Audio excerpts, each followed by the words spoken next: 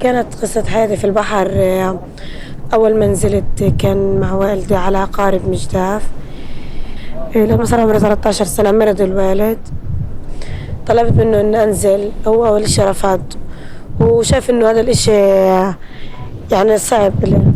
أول ما نزلت في البحر، لأنه كان عندي خبرة من مع حد ما كنت مع والدي، لقيت إنه إشي سهل بالنسبة لإلي.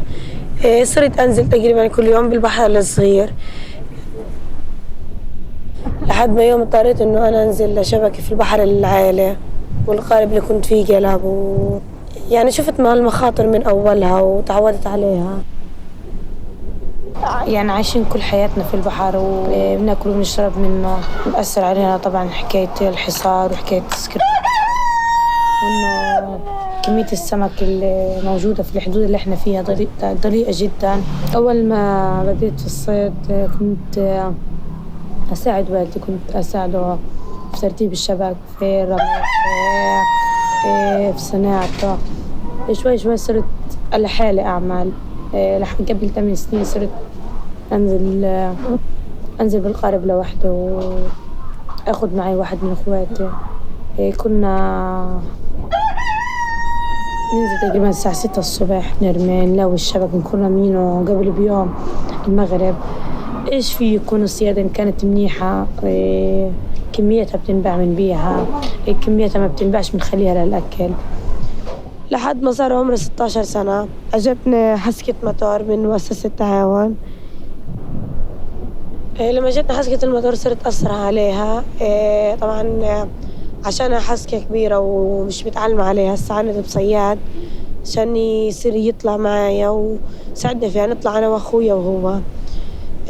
ضليت أسرع على الحسكة هاي تقريبا 2 سنين من غير أي مشاكل. تم منعي من شرطة الميناء، منعوني أسرح، منعوني أدخل الميناء. أحس إنهم يعني إشي ثقيل إنه بنت تسرح في البحر. كان نظام مشاكل، هو نظام مع أول إشي كانت مع الصيادين ما عندهمش الإمكانيات الموجودة عندي، وما عندهمش القدرة إنهم يسرحوا في البحر وإشي زي ما كانت عندي. فصارت زي نظام غيرة منهم، إنهم يسببوا لي مشاكل وإنهم يحكوا كلام ملوش يعني أي لازمة. شوي شوي وصلت المشاكل هاي الكلام هذا للشرطة. صارت الشرطة اللي تعمل مشاكل، وصارت الشرطة اللي تمنع يا تحجز القارب، يا إما تبعت ناس يسرقوا لي الشبك، يحرقوا لي الشبك، يعني إنهم يعملوا أي شيء إنهم يمنعونا. بس أنا كانت إرادتي يعني إنه فوق كل مشاكلهم إنه أنا خلاص بدي أضل في مهنة الصيد. يعني شوية مشاكل كتير عملت لي إعاقة، وعملت لي تعبت نفسية منها. وبعد هيك يعني أجل الناس اللي وقفت معي واللي ساعدتني لحتى إني أرجع أمارس مهنة الصيد. بعد تقريبا 6 شهور أو سنة من المشاكل رجعت وصرت أسرح وأطلع وأنزل أنا وأخويا. طبعا عن طريق مركز حقوق الإنسان اللي هو الميزان، الهيئة المستقلة لحقوق الإنسان. قمت تقديم طلب لوزير الداخلية فتحي حماد، ومشوا لي فيه الموضوع، وأمر إنهم إنهم يحاكموا الناس اللي منعتني واللي عملت لي مشاكل، وإني أنزل أسرح بورقة، وممنوع حد يحكي معي أو يمنعني. كلهم بتعاملوا معي زي كأني بنت لهم أو زي كأنه أخت، ما فيش أي مشاكل من الصيادين بالمرة. هو من حد ما فتح البحر ما فيش إلا الفريد الأحمر بس. إحنا اللي هم معطينا إياه الحد هذا كله زي ما بقولوا طين، ما فيش حد استفاد إلا أصحاب العلق أو أصحاب الصخر اللي ما حدش بيصلوا إلا هو صاحبه. غير هيك ما فيش، يعني لو فتحوا لنا 11 ميل وصلونا للصخر، لأنه كل السمكة على الصخر لكان بنستفيد أكتر. أما أنا لقيتها نفس الإشي الصياد.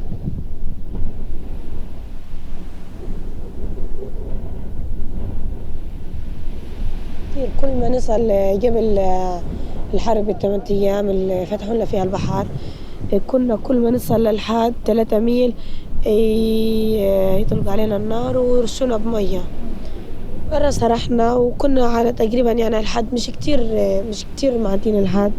أجا الطرد الإسرائيلي وكانوا يعني بياخدونا معاهم وحوطونا، وصار يطخ صيد على القارب تبعه ويرش مية، يعني مية قوية ومية مش مية بحر. كانت مية كريهة ما بعرفش يعني من وين جايبينها، لأنه لقيتها اللي بتجاوز ال6 ميل على طول بياخدوه، بتدخلوا المطار أو بتدخلوه وبياخدوه على طول على الزول. لازم أخاطر شوية لجوا علشان أصيد. كل يوم كل ما نسرح كل ما نخاطر إلا يجي الطرد صيد، يا إما يصير يطخ، يا إما برصاص، يا إما يرشنا مية ولا حاجة. لما يجي يطخ إحنا بنشرب، بنخليه يروح بنروح بنعاود.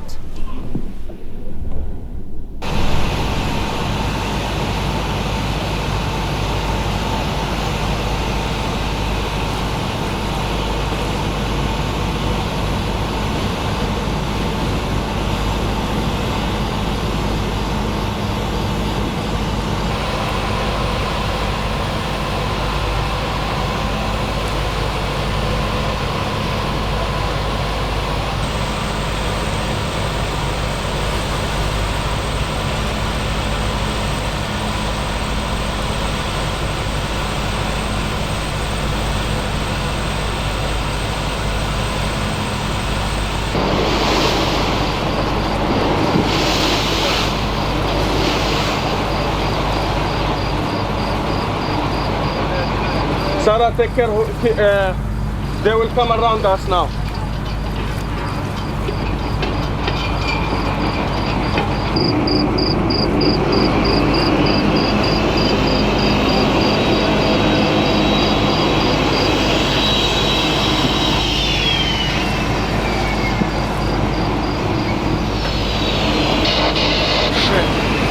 Turn to. Sarah, speak with him. Yes, sir. Go on. Sir, and explain already here is a fishing boat. Not a fishing boat, this is a boat. We are in Gazaland water. Let's not be perfect.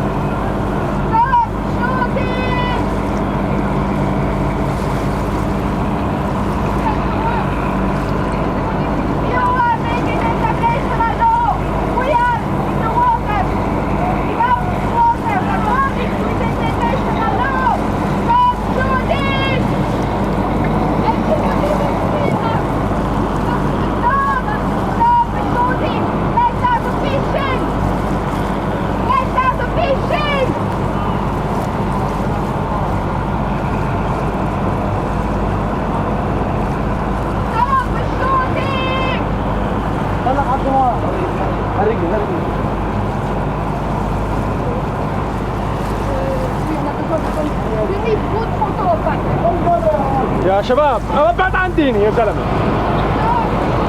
خليه يبعد عن الفوز بس يطير.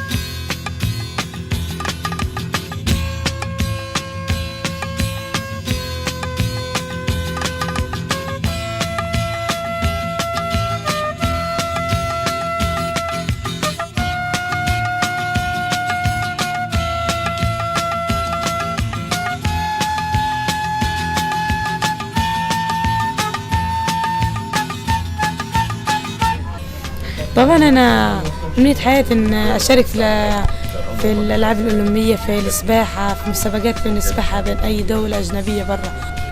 والله هو الواحد ما بيعرفش إيش يجي بكرة، بس بتمنى إنه يكون الوضع أحسن.